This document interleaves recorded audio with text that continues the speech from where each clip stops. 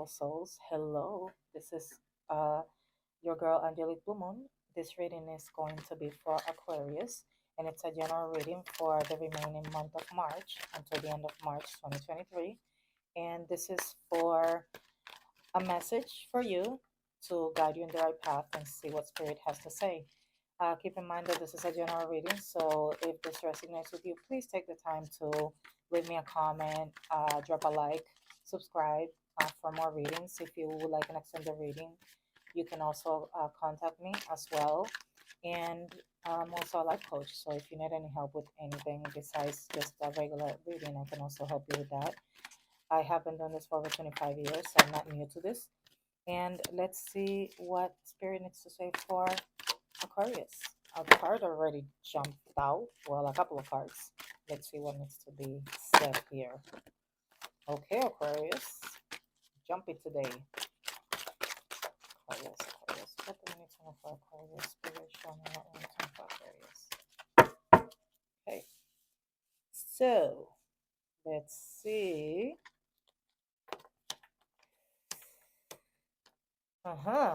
Okay. Aquarius. The first card starts with the Five of Cups, and it talks about disappointment. So it says, feel your grief, but know that things will get better. So you must be going through something right now that may be making you feel down, that maybe making you feel maybe unaccomplished, or something that's causing you to have some sort of issue. Could be a relationship, could be work, could be family, any sort of relationship.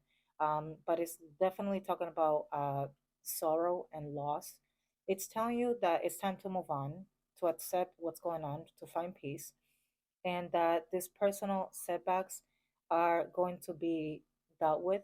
Um, but you have to remember that everything is within you. So try to deal with them the best you can, where you're not leaving yourself on that setback. It's talking about moving on and self forgiveness.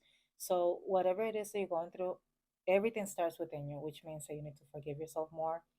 You need to understand that everything is an experience, and that we all are here to experience and to learn from each other, or from even things from ourselves. Okay.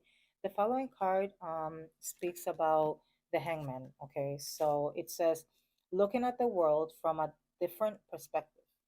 So it's telling you, stop being stuck on what you're going through right now, move on, and start looking at the world from a different perspective, meaning get out of that box. There's no box. We say, that, look outside the box, but in reality, there's no box. And just remember that there's no box. You create that box when you create limits for yourself. It says pause, surrender, letting go. Again, moving on, letting go. First card said moving on. This one talks about letting go. No perspective, enlightenment, acceptance. And acceptance, again, it talks about acceptance in the other card, which is, again, you need to start looking at things in a different perspective. Accept what's going on, move on from it, and accept it and look at it in a different perspective, because that will give you deep insight and will help you change and release the things that you need to release and change. So don't fret, regardless of what you're going through right now, because the end of it says things will get better. Okay. The next card is the High Priestess. Priestess. Trust your own counsel first. Sometimes we look at other people's opinions, so we listen to other people who are not in our shoes. So they don't know what it is really that you may be going through deep enough to understand where you're coming from, or understand to give you the right advice. Because especially if somebody hasn't been through what you've been through, it's hard to relate. And then anybody can just give you an opinion. But at the end of the day, the only one who really knows what they're going through is you. The only one that can save yourself is you, not somebody else. Words are important, advice is important, but trust your own instinct first, your own counsel first, okay? Because your intuition is sacred, and your subconscious mind and your spirituality can actually give you divine wisdom and divine answers that you may be seeking on the outside when they could be within you. So, the next card is the Death card. Now, the Death is represents change. This says personal growth, always means leaving something behind. Again, you have to, whatever it is that you're holding on to, I don't know what it is that you're holding on to, but you're holding on to it and you're very disappointed. And it's talking about let it go. Okay. The first two cards told you very clearly you need to look at things in a different perspective. You need to move on. You need to accept and move on. You need to let go. This one is about change, all about change. Endings, beginnings, change, transformation, transition, metamorphosis, end of a cycle. Personal growth always means leaving something behind. So, again, change can be hard, change can be painful, change can be scary, change can be a lot of things, but it's necessary. We all, on a daily basis, evolve. Even ourselves evolve on a different, level every single day. So keep that in mind and understand that everything changes. Nothing ever stays the same. And so you shouldn't either, because staying stuck is not going to help you accomplish anything. Okay. So don't feel like the world is over because you're going through something, because it's not going to stay that way. It's telling you that things will get better. Okay. The next card is talking about the Five of Wands, which is a card of conflict in some way.